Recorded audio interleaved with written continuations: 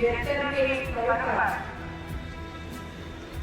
मैं विधाता से प्रार्थना करती हूँ इस शुभ अवसर पर देश और विदेश में सभी खुशियों को शांति दें और इस देश की एकता का हमेशा ख्याल रहे।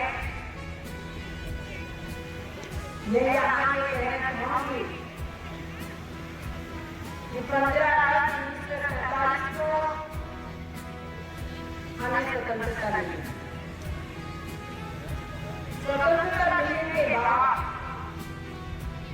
कैसे स्वतंत्रता मिली ये हमारे सब नौजवान जानते हैं। पूरा देश और विदेश जानता है। इस सरकार चंद्रशेखर आजाद, राम प्रसाद बिस्मिल, अशफाक उल्लाह, ऐसे न जाने कितने अनगिनत लोगों ने अपना बलिदान किया और अंग्रेजों के जुल्म से इस देश को स्वतंत्र कराया।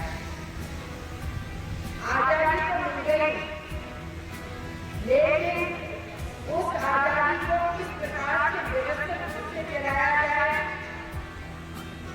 कैसे इसका शासन किया जाए, उसके लिए कुछ मौलिक अधिकार, कुछ नीति निर्देशक तत्व इनका होना बहुत आवश्यक है। इसका सारा दायित्व बाबा भीमराव अम्बेडकर जी और उनके सहयोगी उस समय अम्बेडकर संविधान का निर्माण किया। इस संविधान के निर्माण में 2 साल 18 महीने, 2 साल 11 महीने और 18 दिन लगे।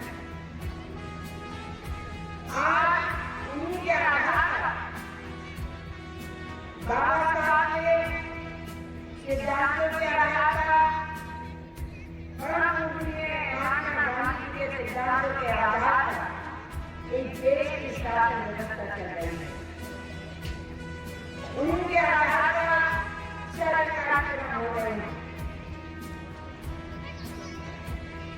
मैं ये संदेश देना चाहूंगी आज के देश के लिए कि ईश्वर ने जो गरिमा आपको दी है, गरिमा के रूप में जो पद आपको दिए हैं, उन पदों का बहुत ही निष्ठापूर्वक कर्तव्य परायणता से पालन होना चाहिए, क्योंकि आप सभी लोग देश के रक्षक हैं और देश के रक्षक का अपना एक ही धर्म होता है कि किस प्रकार से हमारा देश रक्षित है। वो जब सीमा पर होता है हमारा जवान, तो उस समय में उसके परिवार की नजर में होता है, ना हमारे रिश्तेदार की नजर में होते हैं। अगर उनकी दृष्टि होती है तो देश की सुरक्षा के पर होती है और शत्रुओं के विनाश का सोच उनके अंदर लगता है।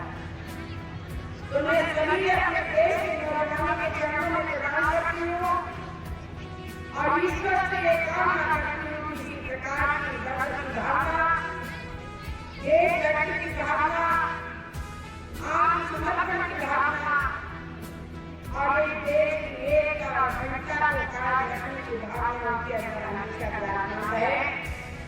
ईश्वर उनकी मदद करे और सभी हमारे अधिकारी और सभी जनता आपस में सहयोग से रहें। एक दूसरे के समन्वय से ही इस देश की तरक्की हो सकती है। आज के इस पवित्र गणतंत्र दिवस पर मेरी ओर से सबको हार्दिक शुभकामनाएं। बहुत धन्यवाद। स्वतंत्रता, प्रतिष्ठा और अवसर की समता प्राप्त कराने के लिए सभी में व्यक्ति की गरिमा और राष्ट्र की एकता और अखंडता सुनिश्चित कराने वाली बंधुता को बढ़ाने के लिए दृढ़ संकल्पित होकर प्रयास करते रहेंगे।